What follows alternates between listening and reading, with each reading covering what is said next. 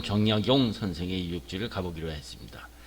정약용 유적지에는 우선 들어서면 무료 주차장이 항상 개방되어 있고, 내려보면 천만 서울 시민들이 먹고 있는 팔당 저수지부터 첫눈에 들어옵니다. 이것은 유적지도 유적지지만 이명박 대통령 시절 잘 정비된 팔당 저수지가 더 마음이 드는 곳이 되어버렸죠. 정약용 유적지를 빼놓을 수가 없어서 들리기로 했죠. 정약용 유적지의 생가문화관 등 입장료는 없습니다. 요즘 무슨 가든이다 하면서 입장료를 만 원씩이나 받아먹는 데 비하면은 별로 부담은 없는 것이죠. 정약용 유적지를 관람하다 보면은 오전 9시부터 오후 6시까지인데요. 휴가는 매주 월요일이라고 합니다. 우선 정약용 선생의 유적지에 들어서면 다산 정약용 선생의 생가인 여의당이라는 고가가 보입니다. 선생의 생가는 크지도 화려하지도 않고 소박한 고택이죠. 오늘은 이 여의당과 정약용 선생에 대한 얘기를 좀 나누고자 합니다. 다산 정약용 선생은 오랜 관리 생활을 끝내고 고향으로 돌아왔죠. 그때가 1800년 3월이었고 6월 정조가 사망했을 때입니다. 정약용 선생은 그동안 생활을 반추하면서 여의당이라는 당을 지었죠. 이 당호를 지은 지 2달 만에 다산은 다시 옥에 갇혔고 그 후 18년간 유배 생활을 하게 되었습니다. 그때 나이가 49세 때라고 합니다. 여의당이라는 데가 있는데요. 이 여의당이라는 뜻은 신중하라는 뜻이라 합니다. 겨울에 시냇물을 건너도 경계하라는 뜻이라죠.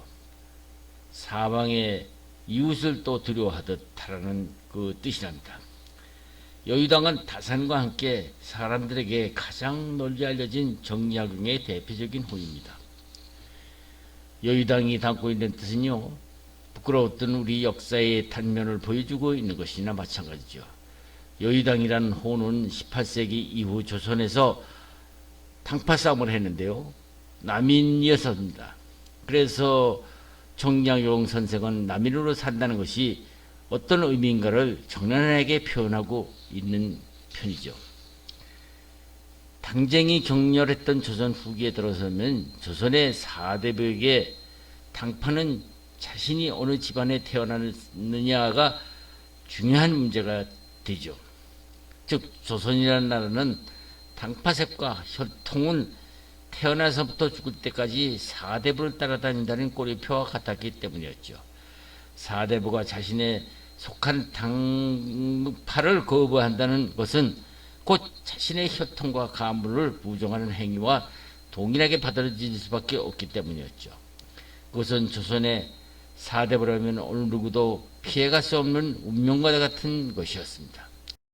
매천야록이라는 저서와 애국지사 시인으로 유명한 매천황현 선생은 1910년 나라가 망했다는 소식을 듣자 자결하여서 선비를 키워준 왕조에 보훈했지요. 민주주의와 정당 정치는 함께 가야 합니다. 그러나 민주주의 시대인 정당 정치는 당파 싸움과는 분명히 다릅니다. 요즘 우리나라 정치는 정당 정치라고 할 수 있습니까? 아니면 당파 싸움이라고 할 수 있습니까? 이름이야 정당 정치이지만 어디에도 정당 정치는 보이지 않고 자고 세면 정파 싸움만 벌어지고 있습니다. 정말 한심하기 짝이 없는 시대이죠. 당파 싸움이 갈수록 심해지는 것이 오늘의 현실입니다. 무조건 제 당파의 주장에만 따르며 상대방에게 삿대질하고 욕지거리를 퍼부는 오늘날의 정치인들, 다산이 부끄럽지 않은가 하는 것입니다. 뜻이 맞는 사람끼리는 한패가 되고 그렇지 않은 사람은 뒤집어 엎어버리는 식의 생각을 버리지 못하고 흩어지고 갈라지는 오늘날 우리 사회는 어디로 갈 것인가 한심한 상태이죠. 언제까지 남은 싫고 내 편만 옳다고 우겨대며 살아갈 것인지 답답한 마음 가질 길이 없는 시대입니다. 건전하고 올바른 정당 정치야 민주주의를 키우고 역사를 올바르게 발전시킬 수 있겠지만 당파 싸움이야 사람을 죽이고 역사를 후퇴시키는 것이 아닙니까?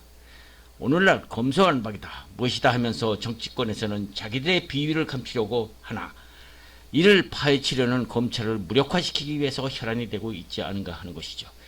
당파 싸움에 요즘 조선시대 검찰이나 다름없는 조광조를 비롯한 젊디 젊은 훌륭한 선비들이 얼마나 비참하게 죽음을 당하지 않았던가요. 동인과 서인의 당파 싸움으로 일어난 정예립 사건에서는 또 얼마나 많은 학자나 선비들이 무관 죽임을 당했었습니까. 또 정계청, 영경 등 아무런 죄 없이 억지로 죽음을 당하고 국련이 분열되자 바로 이어서 일본이 쳐들어오는 임진왜란으로 나라가 망조가 들지 않았습니까. 당파 싸움에서 연루된 1801년의 신유사와 그 파싸움으로 다산 정약용도 18년의 길고 긴 유배 생활을 하게 됩니다. 이런 엄연한 역사의 거울이 생생하게 기억되는데 21세기인 오늘날에도 우리는 당파 싸움만 계속하고 있다니 너무도 기막힌 일이 아닙니까? 매천야록이라는 저서와 애국지사이자 시인으로 유명한 매천황현은 당파 싸움에 얽매여 편파적인 주장을 펴으나 다산만은 가슴이 탁 트여서 착한 일만을 옳게 여겨 당파가 다른 어떤 선배에게도 애증의 표현을 한 적이 없이 학문의 내용과 논리적 진실 여부만으로 사람을 평가한 다산을 칭찬하였습니다. 다산 자신이 그러한 마음을 먹었기에 목림신서나 흠음신서 같은 저서는 당론이 다른 쪽에서도 서로 베껴다가 곡을 다스리는데 참고하기도 했다고 합니다. 상대방 요즘 신상털이식 특별법을 가지고 국회의원들 임기 내내 마지막까지 세월만 호송하고 있지 않습니까? 무조건 제 당파의 주장에만 따르라면서 상대편에게 삿대질하고 욕지거리를 퍼부는 오늘의 정치인들. 다산이 부끄럽지 않은가 하는 것이죠. 걸핏하면 특검이나 찾고 있으면서 흩어지고 갈라지는 오늘의 우리 사회는 어디로 갈 것인가? 언제까지 남은 식구 내 편만 옳다고 우겨대면서 살아갈 것인지 답답한 마음 가실 길이 없다고 할 수 있습니다. 부끄러운 우리의 정치 현실이죠.